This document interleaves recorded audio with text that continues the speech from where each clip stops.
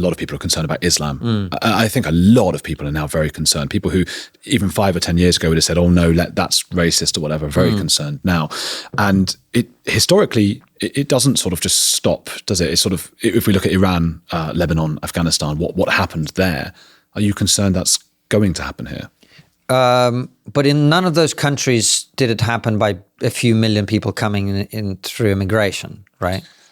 As far as I know. Perhaps not, no. No, but it's a different the main thing is about having enough numbers, and they were sort of promulgated or pushed up by the left in those countries. You have to flesh the argument about what's this fear that you're talking about? In Lebanon and Afghanistan and Iran, they had quite secular societies. They were flawed societies, of course, because it was sort of royal family kind of aspect.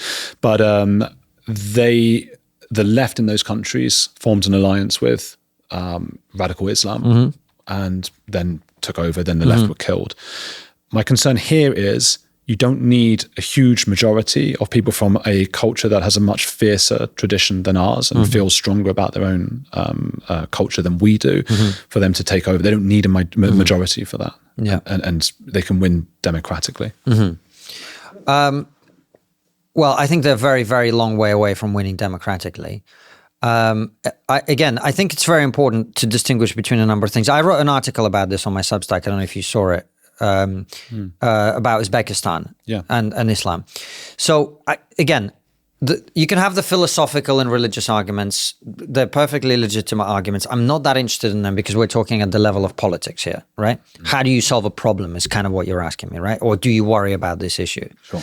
So my sense is I've traveled to various Muslim countries in the former Soviet Union and elsewhere. And Muslim countries and Singapore, which is a non-Muslim country, are much better at dealing with the problem of radical Islam than we are. Yeah. And the reason is they don't bullshit themselves about radical Islam because they don't have political correctness that has to pretend that Islamists are these brilliant, peace-loving people, because they understand that these are the extremists within their own society. In the same way that, we were talking about it before we started, Hasidic Jews are kind of on the extreme end of Judaism. And there are certainly, I can tell you from personal experience, some Christians who are on the extreme ends of that religion. I'm not saying they're exactly equivalent. I'm not saying Christians are doing suicide bombings left, right, and center, or the Hasidic or whatever.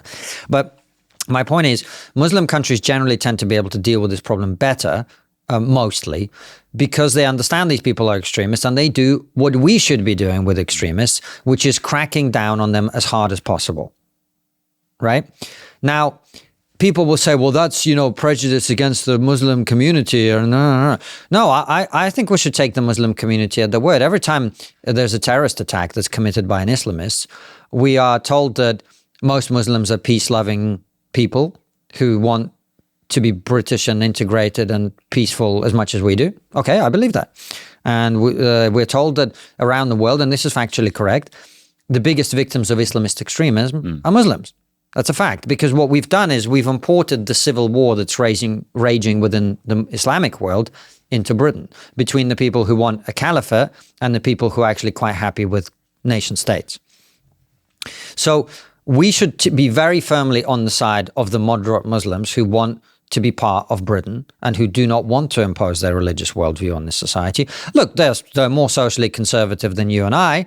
Given the craziness of the woke left, I don't think people who love family and want to have large families and, think that, having kids out of wedlock, I don't think that's necessarily a bad thing in and of itself. I know I'm kind of making a separate point here. But here's what I'm trying to say. If we take the Muslim community at their word, they should be at the very forefront of joining with us in cracking down on Islamist extremism. Yes, except as Yasmin Mohammed would tell you, or that she believes that an atheist Muslim is a dead Muslim. Or in other words, by speaking out, I think it's more dangerous for Muslims to speak out. How can you be an atheist Muslim? Sorry, if I'm being... Somebody who was a Muslim. Ex-Muslim, okay. An ex-Muslim basically is a dead Muslim. She has to sort of not publicize where she's going. But is that happening a lot in Britain? Like people who say, you know what, I'm going to drink some beer. Like I used to gig with a comedian whose whole set was about the fact that he used to be a Muslim and then he discovered bacon.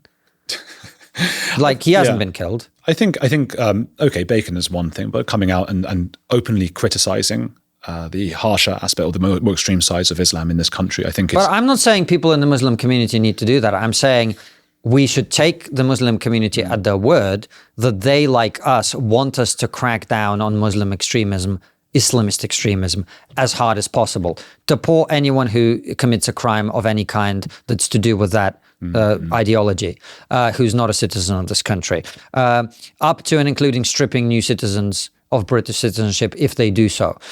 We should be a lot harsher. I don't give a fuck about, this person doesn't have, the right to a family life might be infringed. I don't give a fuck. They're a terrorist. Get them out of this country.